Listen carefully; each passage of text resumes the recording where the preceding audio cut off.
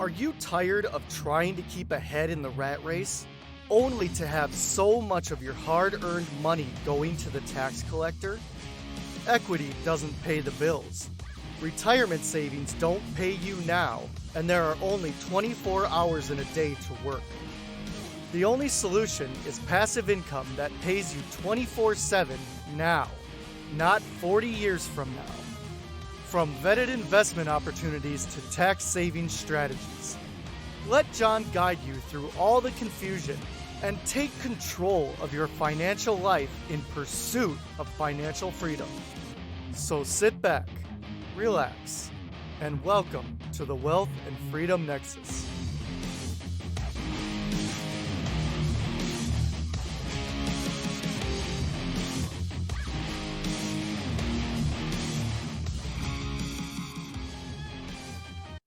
Are you tired of gambling your hard-earned savings with the casinos of Wall Street? Don't you wish you could generate passive cash flow from tangible assets that produce proven in-demand products? Our friends at Agronosotros allow passive investors to participate alongside them in their sustainable agricultural projects. So now you can caffeinate your cash flow with the second most traded commodity in the world after oil, coffee, and sweeten up your returns with high-end artisanal chocolate. Diversify your portfolio and participate in coffee and cacao farms in Panama that are turnkey, managed for you, with farming, processing, and product sales all done for you. And you impact the lives of subsistence farmers by helping provide housing and education through their socially sustainable programs. To find out more, go to wealthandfreedomnexus.com/coffee. That's wealthandfreedomnexus.com/coffee. Taxes are your biggest expense. The best way to reduce your burden is real estate. Increase your income with amazing returns and reduce your taxable income with real estate write-offs. As an employee with a high salary, you're devastated by taxes. Lighten your burden with real estate tax incentives. You can offset your income with a W-2 job and from capital gains. Freedom Family Investments is the experienced partner you've been looking for. Our Real Estate Insider Fund is the vehicle. This fund invests in real estate projects that make an impact, and you can join us with as little as $50,000. Insiders get preferred returns of 10 to 12%. This means you get paid first. Insiders enjoy cash flow on a quarterly basis, and the tax benefits are life-changing. Join the Freedom Family and become a real estate insider. Start on your path to financial freedom through passive income. Text FAMILY to 66866. That's FAMILY to 66866. This is not a solicitation. Please text regarding this opportunity for complete details. This is for accredited investors only. Hey there, welcome back to another great episode of the WFN podcast. Hard to believe we are halfway through June, close to halfway of 2023 as we drop episode number 87. Now, if this is the first time joining us, be sure to hit that subscribe button on Spotify, iTunes, SoundCloud, whatever your preferred media player of choice is. Also, be sure to check out WFreedomNexus.com, all the resources, YouTube channel, Instagram, Twitter, free downloads, everything from international real estate to whole life insurance. Feel free to download, educate yourself on those materials, as well as share the knowledge to others that are in pursuit of wealth and freedom. Now, as you've noticed with this podcast, if you've been with me from the beginning or even, started, listening at episode 20, 30, 40, somewhere in there, I tend to, bring on a lot of different diverse topics, financial topics, investing topics. I don't like to keep within just one niche of, I only deal with real estate investing, or I only talk about self-directed retirement accounts or anything like that. Too many podcasts I've come across, they seem to plateau after a while where they just seem to recycle the same content over and over, and even some, and I won't name names, but it's like, yeah, we're on episode 900. I can't think of a topic. So here we'll have a replay of episode 206 or whatever the case may be. So I like to kind of mix it up a little bit, have various topics of, finance, investing, and then also ask my guests various questions that I don't hear asked on other shows. I think that's probably the biggest differentiator of my podcast, where, a lot of people have the same guest on, they ask the same questions, they ask it's almost kind of like regurgitation, so to speak. But no, in this instance, I wanted to bring on a guest for this episode that's more of an expert in the business finance arena. Now, I'm sure you are all familiar with personal finance, FICO score. Get your FICO score at least 680 or higher to get the best interest rates. Or, well, maybe have it at 620 and might get some discounts thanks to the government, especially if you're applying for a mortgage. That's a whole nother rabbit hole to go down as far as what the Biden administration, Fannie and Freddie have done for 2023. But beyond that, there's a whole separate segment called business credit that unfortunately a lot of people aren't familiar with. I think people are maybe they just assume, oh, if I'm getting financing, I need to go to Chase, I need to have a personal credit card, I need to have a personal guarantee, I need to do this. And that's the way things are set up. Now, in the business credit world, unfortunately, there's not a lot of companies that deal specifically with business credit, and even more so, educate clients on business credit. I hate to say it, I'm just going to knock it a little bit. You have probably seen on TV the Capital One Spark Business Card, get 1.5 or 2% cash back on all your business needs and yada, yada, yada. I am going to tell you from firsthand experience, and my guest and I will go into this in detail. They aren't really a true business credit card. They say they are. It says Spark Business right on the card, but they will actually report to your personal credit report, not to a business credit report. So that can really trip you up if you're looking for business financing and want to really maximize the leverage and benefits of business financing, which again, my guest and I will get into. Personal experience, just really very, very high level. Capital One reports to business, does not report to business credit. In my experience, Bank of America, which has some really good business credit cards, well, you're kind of at a stalemate. They won't report to personal credit, but after having one of their cards for 2 years, I remember calling them up. I said, hey, I thought you said you reported to business credit. And then the gal said, well, we do. We do report to business credit, but that's only, if you're default or miss a payment or other stuff, which, well, by then would actually kind of defeat the purpose of building business credit, because obviously those defaults, overdrafts, not making your payments isn't going to reflect well on the score. So with that, in my personal experience, I found American Express and the Chase Inc. business card, probably two of the best out there myself personally that I've found that don't report on report on personal credit, but they do report on business credit. And if you want, I'll also have a link in the show notes going really more into depth business credit, some other free resources. And again, some of the cards that I have utilized myself to get business credit, build up the financing options and leveraging options for my LLCs. Feel free to go to that in the show notes. It's a link on my website.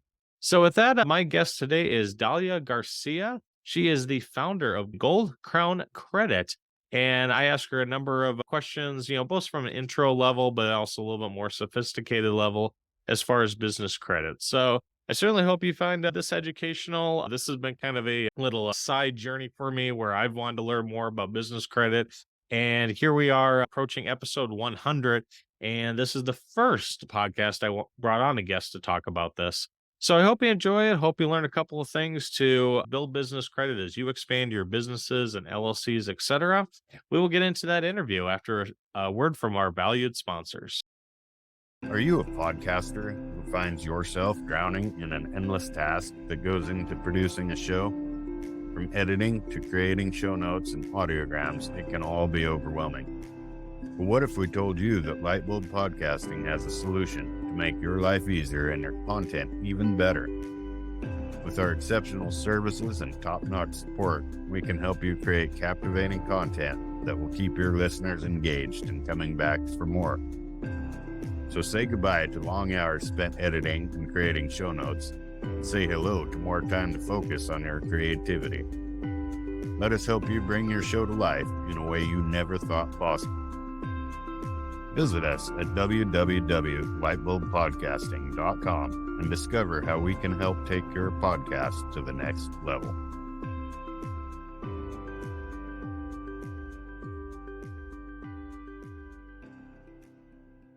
Dahlia, thanks for coming on the show. I really appreciate it.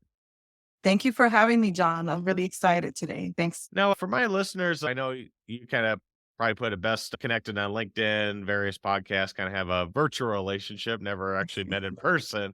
But for my listeners, can you give us kind of a brief background on yourself?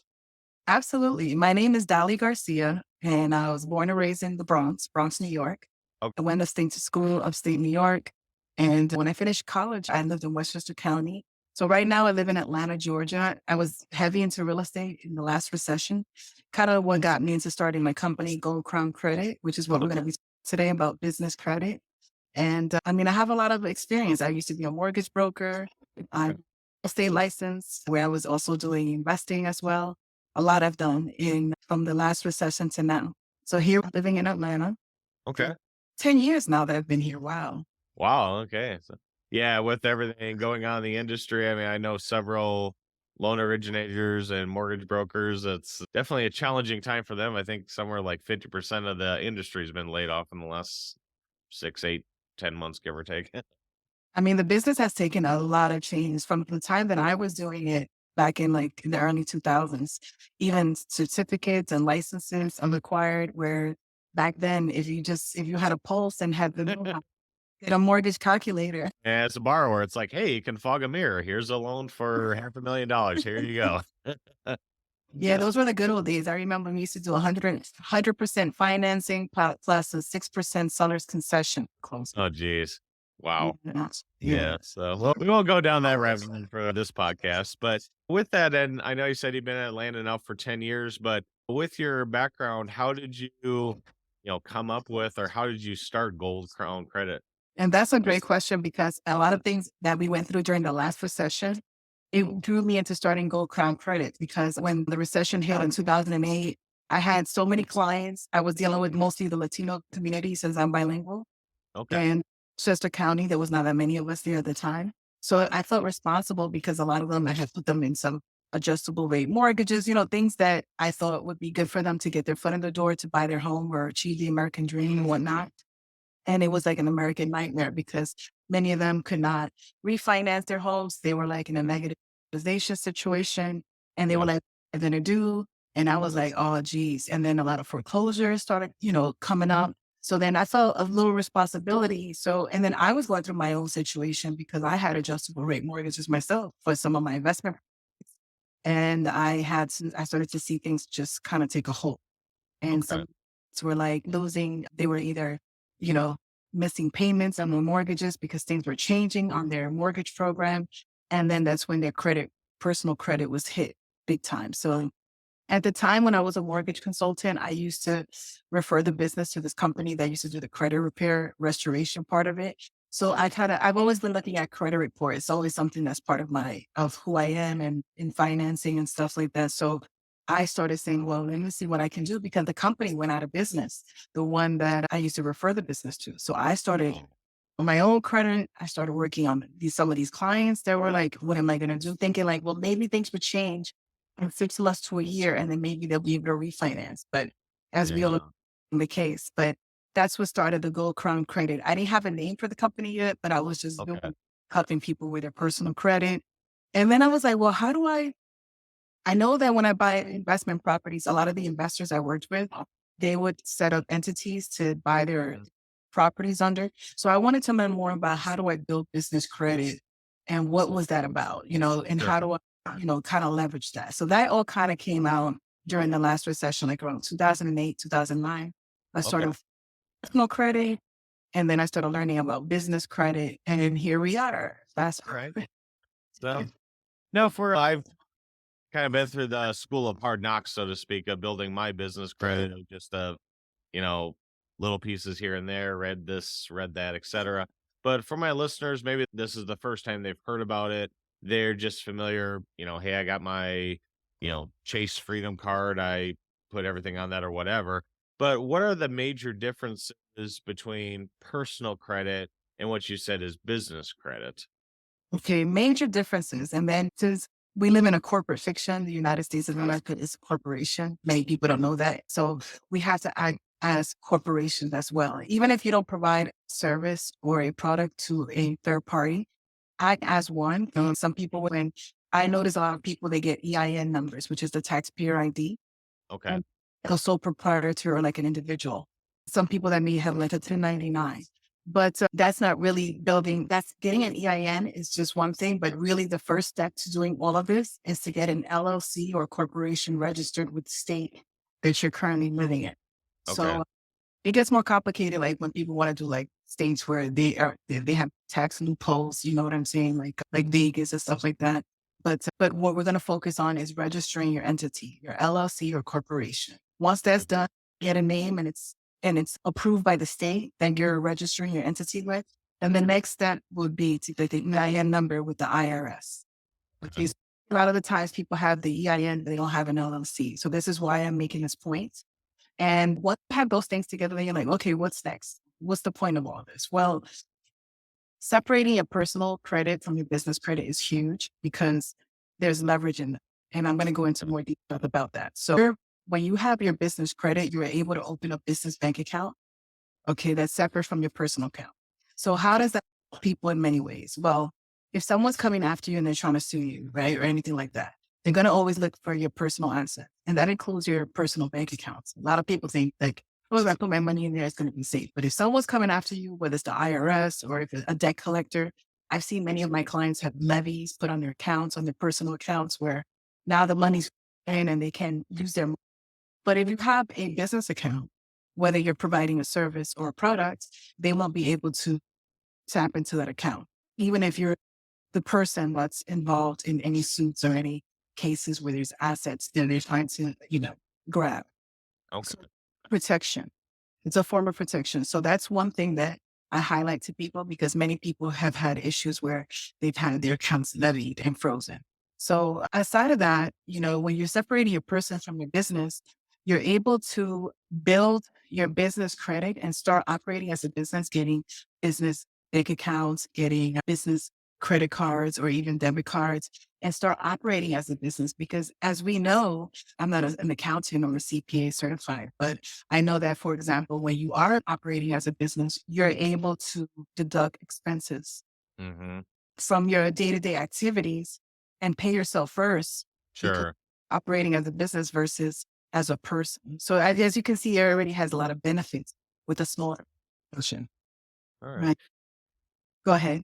No, it's just, just highlight a point. I remember it's in many of his books, but Robert Kiyosaki's Rich Dad Poor Dad, Cash Flow Quadrant. And I think he always put it most simplistically that if you're a person or an employee, you earn money, you pay taxes, and you get to spend what's left over.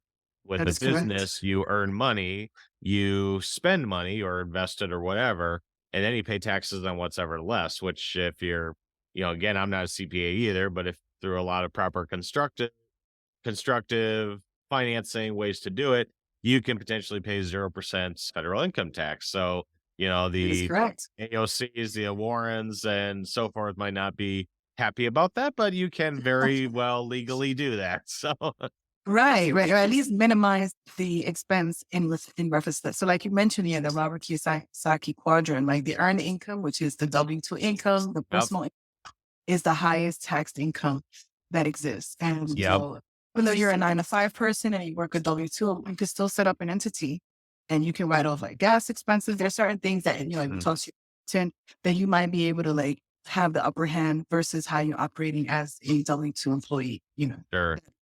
So there's so many things to it. So when I started doing the personal credit and learning about business credit, I said, this is so many things and benefits involved in this. Like, since I come from the mortgage world and I do real estate investing, there's a lot of things. Like I know one of the things that people say, well, I have I have personal credit cards and I have, like you said, Chase, I have Bank of America, all these accounts, but they're reporting on your personal credit, right? Right. When you're buying a property, whether you're a first-time home buyer or let's say you have several properties and you want to refinance and cash out or refinance and rate and term, which is changing the interest rate on that actual program that you existingly have, then what happens is that the lender is going to be scrutinizing your debt to income ratio. Yep. Debt to income ratio is going to be on your personal credit. They're going to look at all the debts that you have, all these to say, well, how do you afford that if you're only getting this type of income? So that eliminates that when you're dealing with business credit, because when you're building business credit, many of those do not have to report it to your personal credit. Yeah. So now you fill credit cards and those lines of credit as much as you want, and they're not going to be included into the equation of debt to income ratio. Okay. So a winning situation of why separating your personal credit to your business credit, because you kind of you can move it around. You can say, well, I want to refinance and cash out my real estate investment property so that I'm able to take some of them funds to go and reinvest in another opportunity. But that my credit is jammed up. They're going to say my debt to income ratio is too high. Well, how you fix that is by kind of moving to the business credit side. The lines of credit that you do have and that you can manage and use, you can even max it out, will not impact your personal credit because they won't see it. It's not reported. All right. So that's really very beneficial. Makes sense. No, kind of tagging on that point, Dolly, why is, and maybe it's just more of an educational piece, but I think of, why is business credit in general more difficult to get, or maybe just not talked about as much? I know we kind of joked about off camera where my first business credit card, at least I thought it was the Capital One Spark business card. It's like, oh, I'm going to start building business credit. And sure enough, it's reporting on my personal credit report. So it's not really true business credit. So is it just more of an educational piece, or is it, really more difficult to get business credit versus the personal credit? I'm so glad you mentioned that, John, because I have so many people that are kind of like borderline, like, I want to jump into building business credit with you, but I don't know, so a lot of them have this issue with it. Like, well, I opened up a business bank account with Wells Fargo or with Bank of America.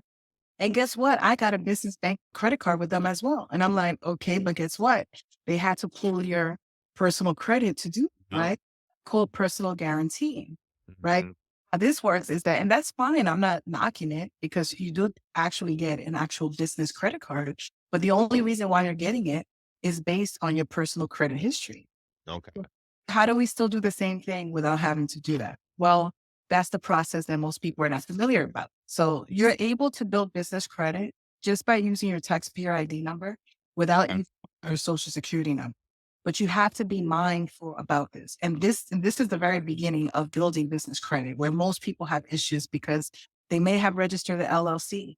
They may have the EIN number from the IRS, but then the profile, which you probably see that I posted a lot about that on LinkedIn because I emphasize that enough. I see business profile issues every single day. It doesn't matter if the business owner has been in business for 10 years, 20 years, it is over and over again. And what I mean by business profile, I mean like the address. Like you have a name, right? Let's say it's W Freedom Nexus, LLC, right? Sure. But then it'll say W Freedom Nexus, no comma, with LLC with the IRS. Now that's a discrepancy. Just one little comma.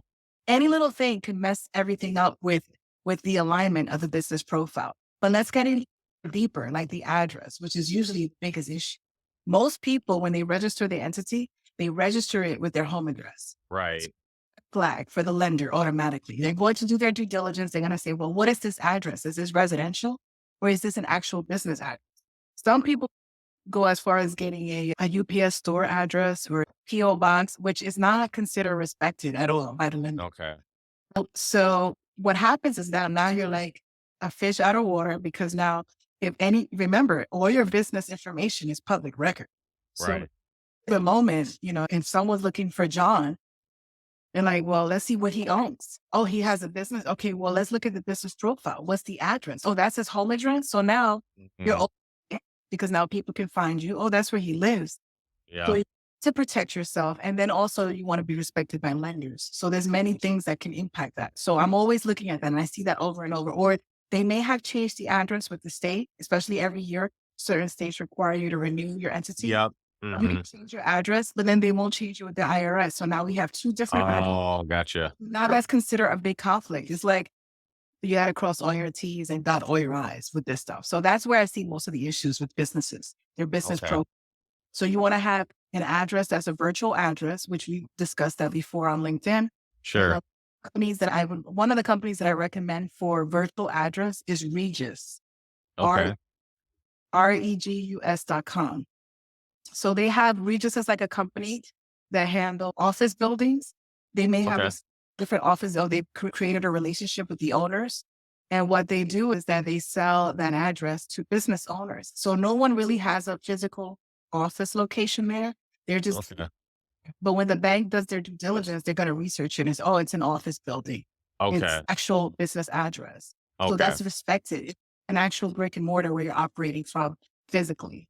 Okay. All right. That makes sense.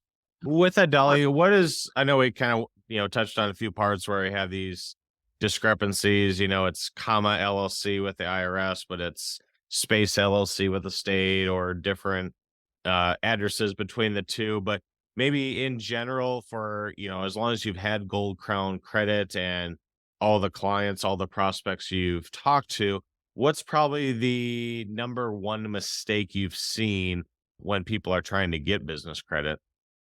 Oh, like I mentioned before, it's the address. It's usually their business profile.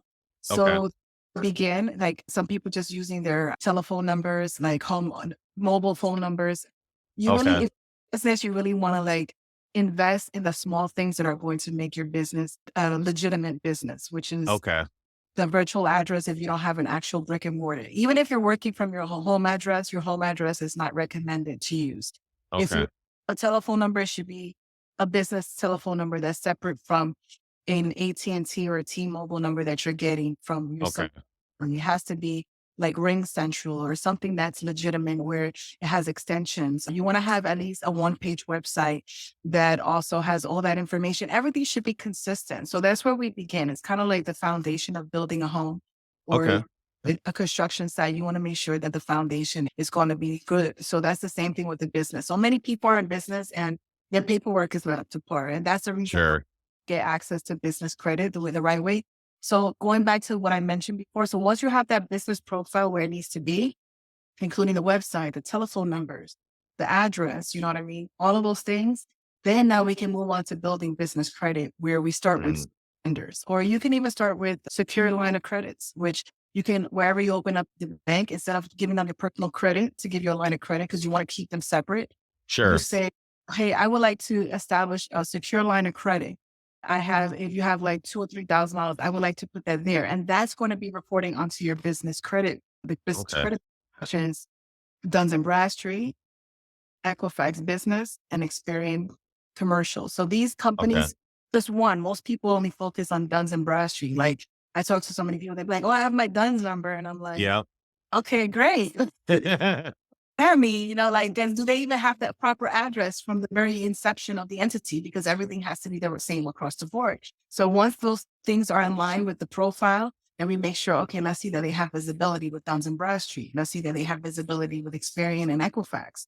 And then because not all lines of credit or vendor credit that you may want to use to build a business credit without using your personal credit, you want to make sure that they're reporting to each, and not only report. Some of them may report to Duns only, or may have credit that only reports to Experian and Duns, but they don't report to Equifax. So now we have strategically find lines of credit that do report, because the whole point of this is to make sure that it's reporting across the board. You want to make sure they all have a decent Paydex score. That's what it's called, which is what we call it for FICO score and personal credit for business. Paydex, Paydex. And if score is above 82, you really want to be at 90 to have an excellent Paydex score. So then when you get to that point, then you may not even need to use your personal credit to get access to lines.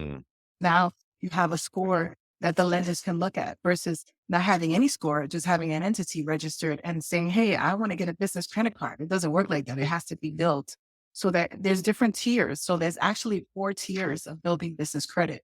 And as you build in the tiers, and each tier, if you're doing it strategically and you're doing it with intention to get it done, it's 90 days for each tier. Once you get to tier 2 in building business credit, you're even able to purchase a vehicle in the business name, which is in the taxpayer ID number, without using your social security number. I mean, that would definitely make a major impact because it would not be included into your debt to income ratio. And when you're buying more than one vehicle, they see that you have another car loan open, they're going to charge you a higher interest rate. So you want to play this game to get what you want done and you're benefiting and you're not getting like, taken advantage of. So, Yeah. Well, and I always kind of chuckled at the whole, personal credit report, the FICO, scores and algorithms, because it's really just kind of one-sided. Like, how much debt does this one person have? And like you said, debt to income, it's like, oh, geez, John's got 75% loan to value, or using up the credit on this Chase card.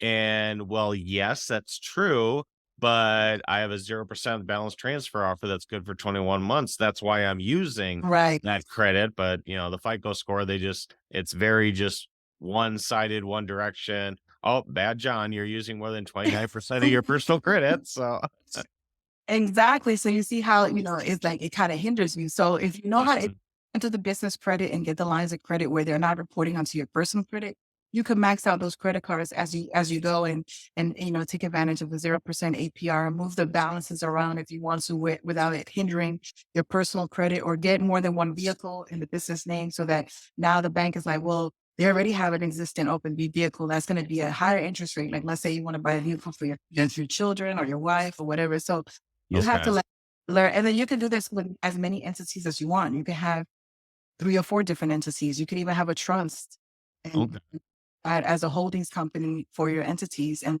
interesting. Cut checks from the trust to the entities and lend money to each other. You're just managing the whole thing. All right. One thing I just thought of, just kind of popped in my head as you were talking. Now, you had mentioned like you have a lot of strategic partnerships where this company reports to Dun and Bradstreet, Experion, and Equifax. Now, since 2016, I've had various business or commercial lines with banks, and go to my personal credit report. It's not on there. It's through, my LLC. As I understand it, one little, I want to say, roadblock is if John goes out and gets the, just point, fun at them again, the Capital One Spark business card, and they are required to report that to all 3 personal credit bureaus.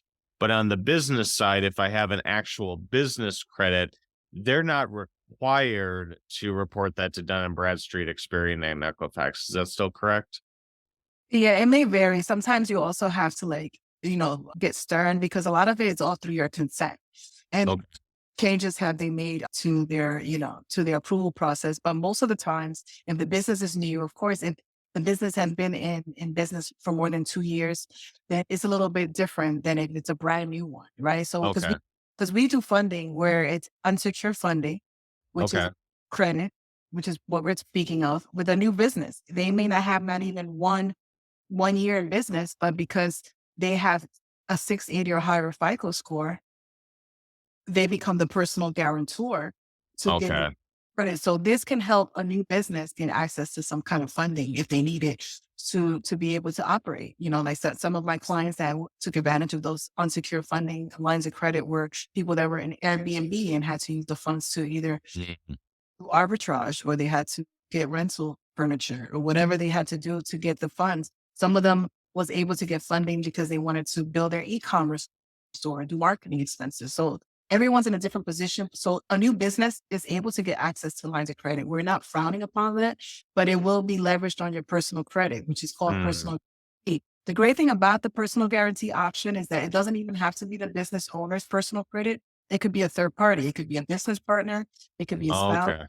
So it can be leveraged to another personal guarantor, but it has to be leveraged since there's no Paydex Score.